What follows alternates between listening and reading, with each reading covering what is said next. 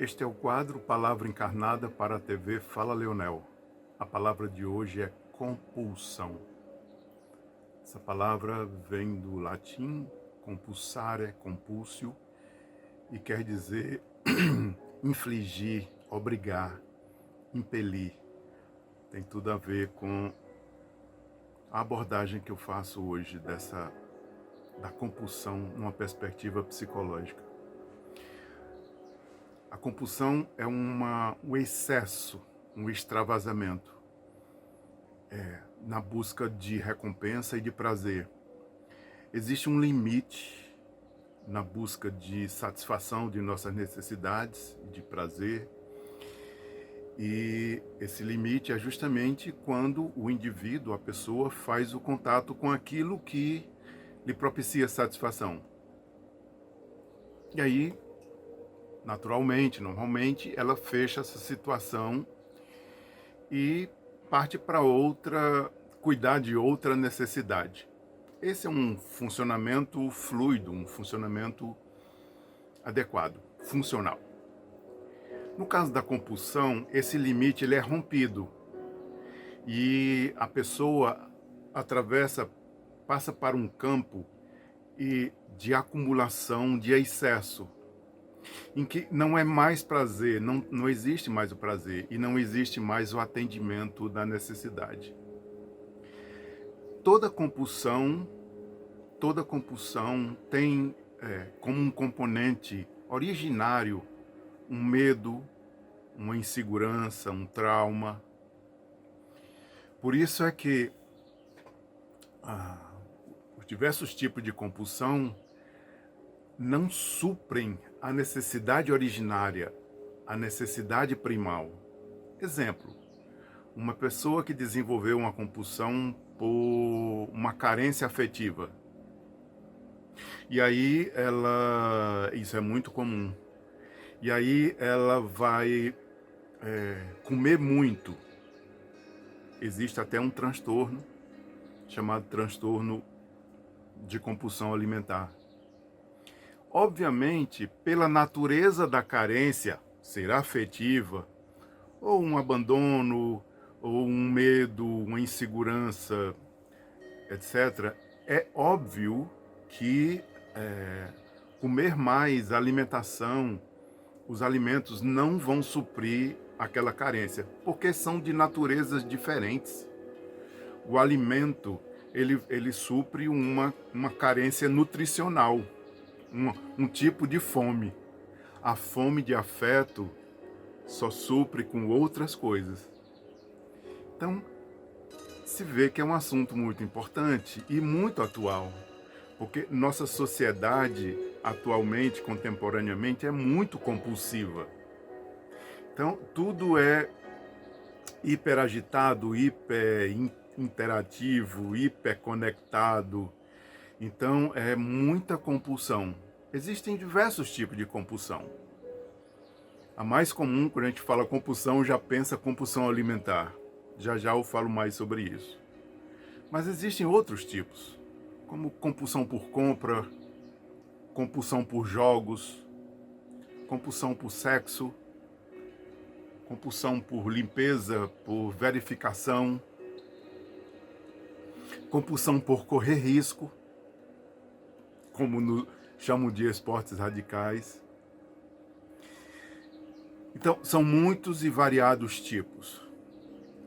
Eles se diferenciam, obviamente, mas tem a base é um extravasamento, um excesso, um romper aquele limite do prazer e da satisfação.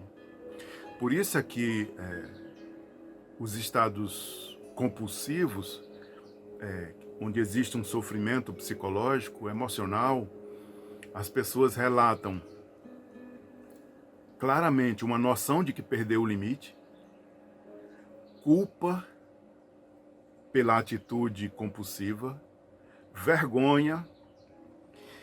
Então, tem também um aspecto de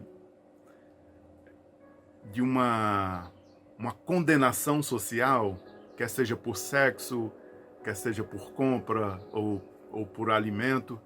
em que a pessoa começa a consumir compulsivamente, escondido da família, do social, começa a mentir para esconder isso. Isso é muito comum na compulsão por jogos, por exemplo, como é mais socialmente atacado, a pessoa começa a mentir. Então é uma situação complexa que envolve esse tanto de relações emocionais, de conflitos e leva ao sofrimento. Eu vou falar um pouquinho mais sobre compulsão alimentar. A compulsão alimentar é um transtorno muito severo, muito sério, que acontecem, as estatísticas falam entre 3,5% e 5% da população mundial. Isso é muita gente que sofre de compulsão alimentar.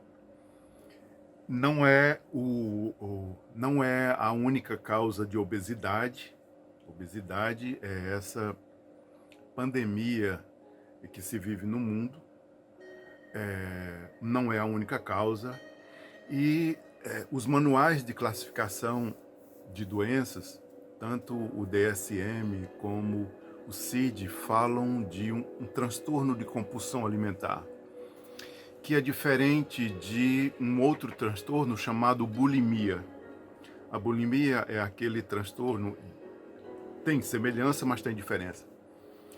A bulimia, o indivíduo come muito e em seguida procura métodos purgativos, por exemplo, provocar o vômito, tomar um laxante, etc. É óbvio que essa situação ela vem acompanhada de culpa, de vergonha, de angústia, mal-estar.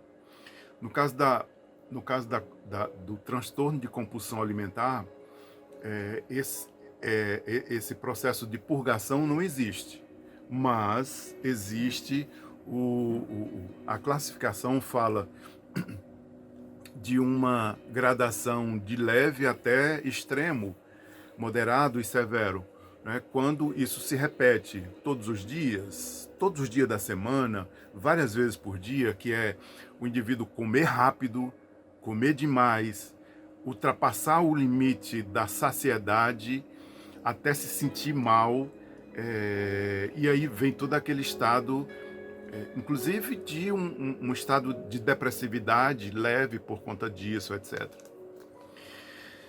Então é uma situação muito séria e que incomoda muita gente. Incomoda muita gente. Há de se perguntar, e tratamento? Como é que faz tratamento para uma situação dessa?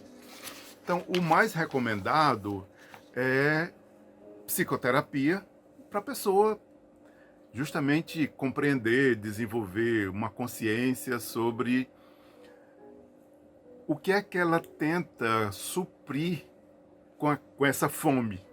Que fome é essa que ela tem, que ela tenta suprir com alimentos que não vai suprir, né? Então, psicoterapia para desenvolver consciência, às vezes algum uso de medicamentos antidepressivos são indicados, mas principalmente, e aí numa perspectiva humanista, numa perspectiva acolhedora, é um processo de desenvolver uma escuta dessa pessoa, não é com repressão, não é com restrição. As restrições não funcionam, por isso que aquelas dietas restritivas não funcionam, é fadada ao fracasso, porque se a pessoa já está num estado em que ela partiu de um medo, uma insegurança, uma repressão, não é colocando mais restrição que ela vai resolver isso. Muito pelo contrário, é acolhimento, escuta, desenvolver uma consciência sobre suas necessidades, suas carências, suas faltas, e a partir daí ela poder começar a responsabilizar-se sobre isso. E ir ressignificando isso que lhe falta nos seus significados, né? Isso que lhe falta e por que que ela busca justamente na comida, ou no jogo, ou no sexo, ou nas compras, etc. Por que que ela está projetando nessas áreas uma tentativa de suprir uma carência que não vai ser suprida por essas áreas. Então, a primeira coisa que acontece num processo de escuta dessa natureza acolhedora é que o corpo começa a relaxar, o corpo começa a entender que vai saindo daquela situação ameaçadora, como eu disse, em toda a origem da compulsão tem um medo, tem uma insegurança. Então, no acolhimento, na consciência, o corpo, a pessoa, a totalidade da pessoa vai compreendendo que ela não está mais naquela situação ameaçadora. E aí ela relaxa e ela pode ressignificar a sua relação com, no caso do alimento, e ela pode ressignificar esse processo de excesso, porque ela pode compreender que não é com excesso que ela vai suprir aquela falta. É com acolhimento e com amor, ok?